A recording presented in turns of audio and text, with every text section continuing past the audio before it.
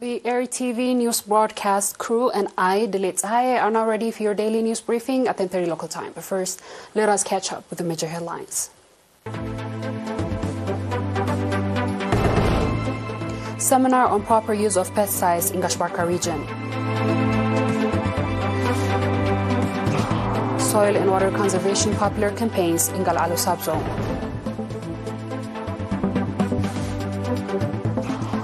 Congo-Brazzaville signed 18 cooperation deals to abolish visa restrictions. Thousands told to evacuate as mudslides flood kills one in Japan.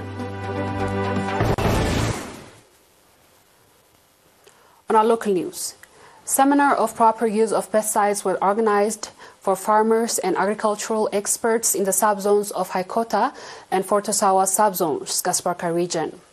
At the seminar, Mr. Abrahale Haile Mikael, head of the Saves Resources Control, said that as a result of improper use of pesticides, damage is being inflicted on humans and livestock, as well as on the environment and agriculture, and called for proper use in order to avoid consequences as a result.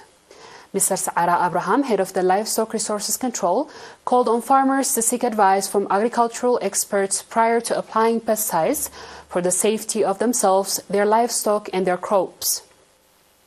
Mr. Hagos Gabramariam, head of the Ministry of Agriculture in the region, said that the ministry, alongside its former activities, is exerting effort to ensure the supply of improved crop seeds to farmers with a view to providing nutritious food to the public. Mr. Hagos also called on farmers to apply organic pesticides and keep their environment clean.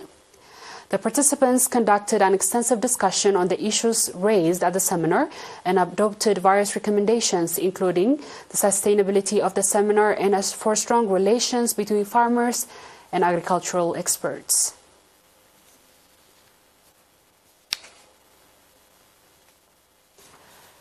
Residents of the administrative area of Bada, Buya and Galalo subzone are carrying out extensive soil and water conservation activities. According to Mr. Yusuf Hussein, head of the Agricultural Office, the residents of the administrative areas have carried out praiseworthy popular campaigns focusing on the construction and renovation of terraces and water diversion schemes with a view to redressing the environment and boosting agricultural production. The residents expressed their readiness to continue the popular campaign and also asked for machinery help for better outcome.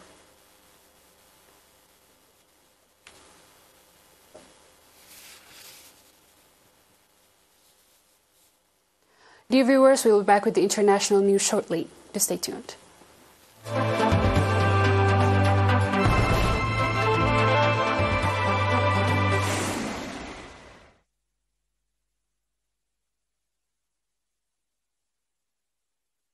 Visit to Congo-Brazzaville has announced a removal of visa restrictions to ease the movement of people between his country and Congo.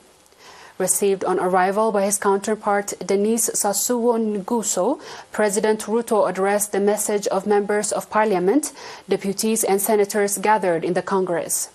He deplored the fact that Africa is a victim of climate change despite emitting only 4% of greenhouse gases.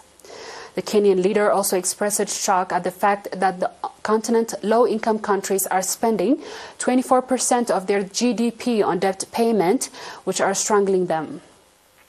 To facilitate the movement of people and goods, William Ruto announced the abolition of visas between Congo and his country. One agreement was signed to its effect, and 17 other in various fields of agriculture, livestock, environment and tourism, mining industries and geology, diplomatic trainings, promotion of cooperative, among others. President Ruto expressed his desire to relaunch Kenyan Airways between Nairobi and Brazzaville by the end of this year. On our last news, 1% dead and hundreds of thousands of people urged to evacuate as torrential rain lashes southwestern Japan. Torrential rain has been pounding parts of the southwestern Japan, triggering floods and mudslides that have killed at least one woman and left 6 others missing. More than 420,000 people in Fukuoka and Oita were under the highest Japan's 5-level scale of evacuation, with people informed, "Your life is in danger, you need to take action immediately." More than 1.7 million residents are vulnerable areas are also told to take shelter. Japan has 5 levels of evacuation orders, but people cannot be compelled to leave their homes. The Fire and Disaster Management Agency said that at least 6 people were missing.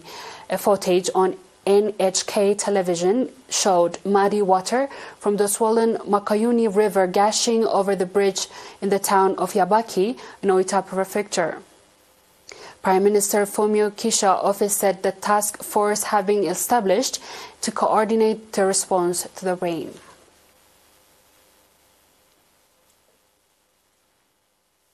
Dear viewers, we have come to the end of tonight's news. Let's have a quick recap of the headlines.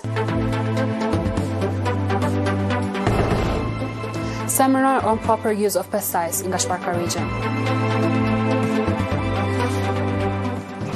Soil and water conservation popular campaigns in Galalo subzone. Congo-Brazzaville signed 18 cooperation deals to abolish visa restrictions. Thousands told to evacuate as mudslides floods killed 1 in Japan. Dear viewers, that's all with our local and international news. Thanks for watching and have a good night.